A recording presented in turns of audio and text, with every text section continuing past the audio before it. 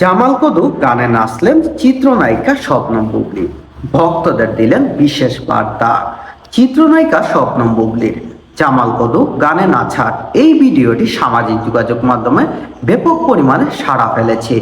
ইতিমধ্যে শবনম বুবলির এই ভিডিওটি 4 মিলিয়ন ভিউ অতিক্রম করেছে। চলুন বিস্তারিত সবাই এক নজরে দেখে নেই।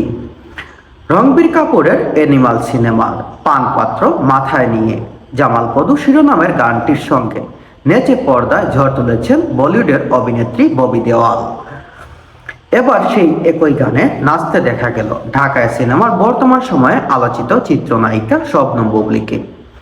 সোমবার সকালে ফেসবুকে জামাল কদু গানের তালে মাথায় পানপাত্র নিয়ে নাচতে একটি ভিডিও প্রকাশ করেন তিনি। ভিডিওতে গানের ছন্দে শরীর দুলতে দেখা যায় নায়িকাকে। এসব তার চোখে মুখে হাসি স্পষ্ট।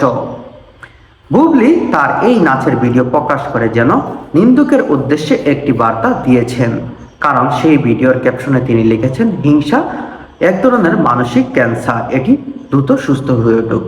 এই ক্যাপশনটি দেওয়ার পর ভক্ত এবং অনুরাগীদের বুঝতে বাকি ছিল না। অনেকেই মনে করছেন শবনম বুবলি অপু বিশ্বাসকে উদ্দেশ্য করে এমন ক্যাপশন দিয়ে